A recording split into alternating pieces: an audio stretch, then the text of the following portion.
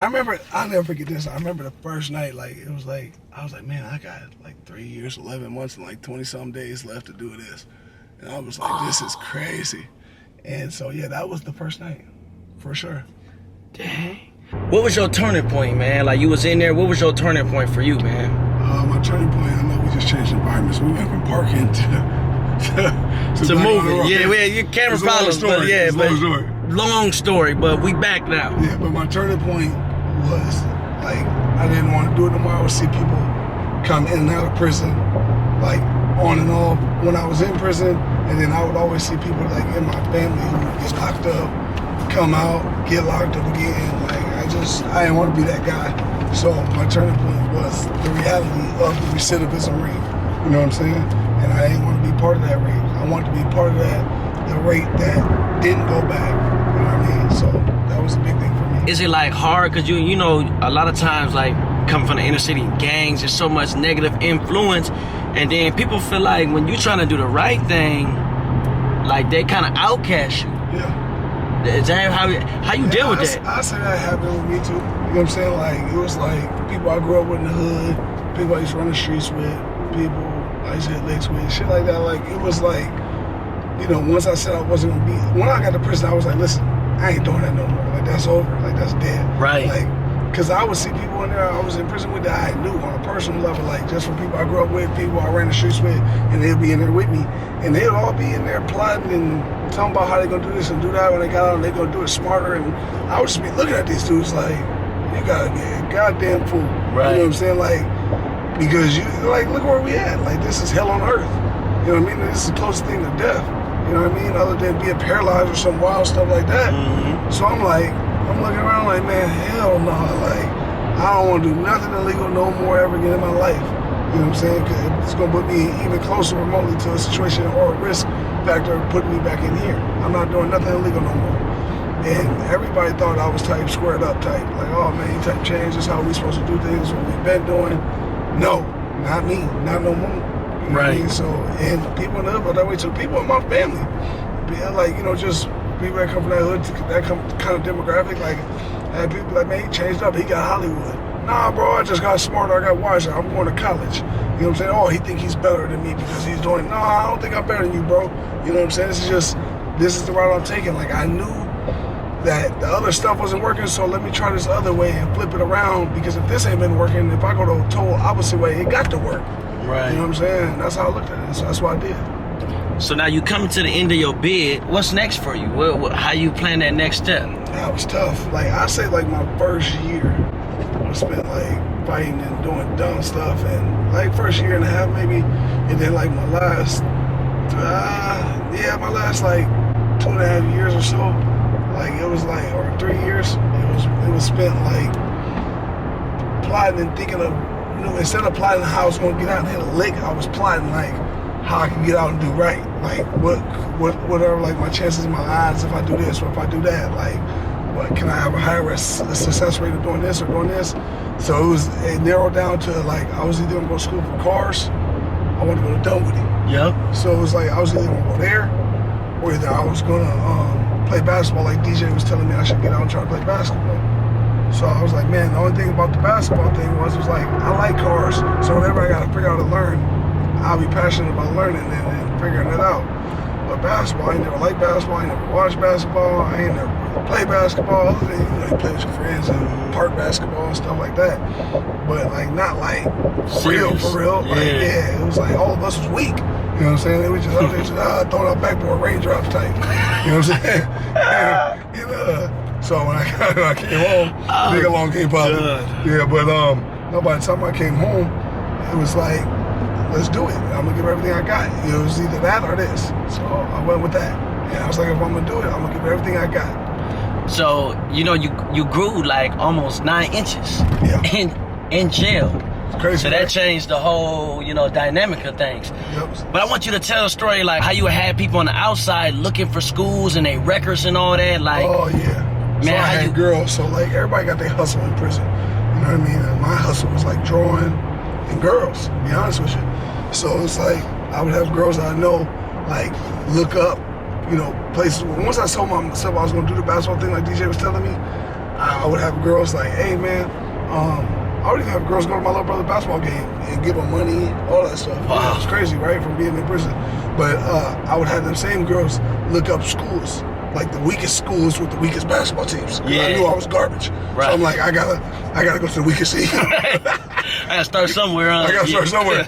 I gotta go for the weakest team ever. So I said, hey, this is my exact word. So I said, hey, find the school with the weakest basketball team. And that's the one I want to get an application to. But how much drive is that though? Understand he's locked up. And he doing this, like trying to think like, okay, how can I, he never been to high school, didn't graduate from high school, none of that. Yeah. So it's like. At this time when I said that, I didn't even have my GED. So. For real? Yeah. So I had to get my GED. Once I said I was gonna do this, I'm like, okay, damn, I'm gonna need the GED to get the I'm gonna go to college with no, Yeah, I did the GED. So then I started going, I went to school, got my GED. So it was like step by step. And I was getting, you know, you get school, you get 50 cents an hour. But you know, half of that, you get 25 cents because half of it goes to gate fee. But then the other half of that, 25 cents, you're gonna get like $12.50 because how the half of that 25 cents gotta go to restitution and the people you robbed and victim impact and stuff like that. Wow. So I mean, this goes to everybody, you know, I just want to share this like quickly in his story. There's no excuses, man. He came from a crazy background, had nothing, and he was in jail, still trying to make a way, never once like an excuse. I ain't make no excuses. I said, cause I had to put myself here, and I ain't here for nobody else but myself. I put myself here. I did wrong. I was stupid. I did it. I made the mistake. Whatever, it's whatever. Now it's time to correct it and just do what I can from here on out. Right, and that take a big man, you know, in a society where we always point the finger or we always point the blame. Oh, they oppressed us. They did that. Like, no, like take some ownership. Yeah, my dad that way. He'd be blaming on the white man. It's the white man's fault. No, nigga, it's your fault. You know what I'm saying? Like, facts. It's like, I get it. They did that 500 years ago, whatever. And that is still, don't get me wrong, has an No, we effect don't on- want to get it messed up. Yeah, but we don't get it. They definitely, you know what I'm saying? Yeah. But it's 2019, bro. Yeah. You know what I'm saying? Like, what's done is done. It's like we can't fix that. The only thing we can worry about is how we move and control and dictate and do our attitude, our work ethic, and how we envision things and view things right now. You know what I'm saying? All we can focus on is right now. We can't focus on what happened 5 years ago. I ain't gonna change nothing. You can educate yourself about that. You know what I'm saying? To know why certain things are the way they are in 2019. But at the same time, you gotta take it for face value and what society is showing us. This is what it is. Right. So you gotta be able to adapt, bro. Mm-hmm. You know what I'm saying? So that's what I had to do. I had to adapt. Hardest shit I've had to do though, mentally. Let's talk about your basketball journey because this is a whole other journey itself. What you did was something that I don't know nobody who's ever done it. So let's just quickly go through your journey. All right, well, I came over prison. I never hooped like no organized basketball before prison in my life.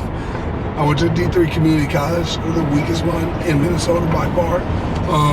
I elevated my game, worked hard, put my body through rigorous workouts I ain't never been through my entire life. And it was hard. And not only that, but I had to put myself through mental workouts too. And that was the hardest, way more than the physical. But then after that, I pretty much created, like, I didn't start one game at that Division III Community College. And from there, I created my own highlight because I see they weren't going to get me nowhere. You know what I'm saying? And honestly, I ain't gonna lie, I was a little delusional too, because I'm like, man, I'm the best one on this team. Like, you know what I mean? Like, y'all tripping. Y'all ain't starting to coach mother on the team. You know what I mean? Y'all crazy. And I had that, like, just blind confidence and faith in myself and God's plan for me. You know what I'm saying? But this whole time, like, I could say it was delusional, but that was really God's plan, and He was reflecting it on me. You know what I mean? And I have created my own highlights from that whole season myself with my dog Data and the guy who edits videos and his mom Twilight. And then we went to the post office. I mailed off like, man, 6 or some DVDs to all the top junior colleges in the United States. 2 hit me back. Miami-Dade Community College, San Jose Community College. And from there, I went to Miami-Dade. Was like, wasn't really rocking with me like that. I talked to them a few times. At first they was intrigued, but then I told them I had to transfer my parole. Yeah, it got a little blurry then. Right. You know what I mean? But then San Jose, his name's Percy Carr, legendary iconic coach, man. He's a crazy motherfucker, but iconic individual. He's a black dude, and he just showed love. It was just like, man, listen, I love young black males, you know what I'm saying? And I see what you're going through, and I'm gonna give you a shot. He gave me a chance, and that's all I needed. And I went there. I had some hiccups along the way when I was there too. I ain't gonna lie to you. I gave everything I had. He gave me everything he had. And from there, I went D1, but I wasn't eligible to play because the first school that I went to, the D3 Community College, they didn't tell me the right credits. They was just happy to have me on team type. So I was taking a whole bunch of electives, big dummy brain, and then next thing you know, they didn't transfer over to the university. So I had to redshirt, and I redshirted at Coppin State University in Baltimore, Maryland. And then from there, coach got let go. I got another option to go to a different school. So my last 2 years was spent at Central Connecticut State, another D1 university, like a low mid-major type. And I did good. I felt like with the minutes I was given in my junior year and the senior year, I got played because of my background. So I did all this climbing to get to this point. Oh, we gotta talk about that. Yeah, I want it to be clear. Like, so just think about his journey. Your journey is like a roller coaster. Yeah. Your journey has been a roller coaster. For sure. But this, like, you get there to your senior year, you've worked so hard, you've trained with so many people. Tell them how many every year I came back, how much better I got. Every year he was getting better. I mean, the first time I ever seen him play, came to the gym, he came every day, was weak. But he never stopped coming, never got discouraged, kept coming. And then... And nobody wanted to pick me. Nope, he was embarrassing. Like, last on the, like, yeah, he was weak. Big weak. Nobody wanted to pick me? Nobody want to pick you. The next summer, I'll never forget. Everybody, like, I remember I said it, like, now I got Slim. We used to call him Birdman at that time. Like, I got Birdman, like, because he was blocking shots, he was athletic.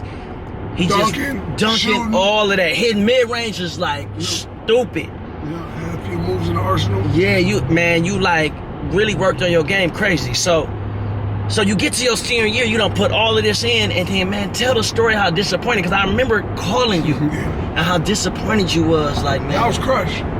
My last year, they pretty much told me, like, the alumni and the what they call it, athletic director. Yeah. And to this day, it still leaves a bitter taste in my mouth. And all of them, they are like, oh yeah, man. Instead of, I was very honest with them with my record before I went to any school, because I didn't want to ever be no like surprise, like kind of thing, because I know how that can look. So I'd always up front, and I told them up front, the coaches and all that. But I guess it's, for whatever record, for whatever reason, the athletic director said he never knew. Whatever. Agree to disagree. But they pretty much told me that they didn't like how my background made the basketball team look. Now, mind you, this basketball team fucking sucked. You know what I mean? Like, they were like one of the worst D1s in the whole country. There's like 350-some schools. This one was like 348. You know what I mean? So let's get a full understanding. And they pretty much was just like, yeah, we don't want to, make our school look bad because you got these felonies and you went to prison. Instead of spending it into something positive, they spend it in something negative. And I mean, they got a choice. Like, they couldn't take away my scholarship because they couldn't. You need a legitimate reason for that. And I had a high GPA, everything. I was cool. And there was never no reason, no write-ups for me. I never got in trouble. I never was out drinking and going crazy. I just wasn't that dude. So, long story short, they did have it within their power to, say they didn't want me on their basketball team, so they kicked me off the basketball team. In my last year, I was just a student on a full scholarship, basketball scholarship. Most embarrassing shit ever. But now you get your degree. Now you from the hood. I got a degree in criminal justice. Never graduated from high school, got a GED, but now you got a degree. How does that feel when you walked across that stage?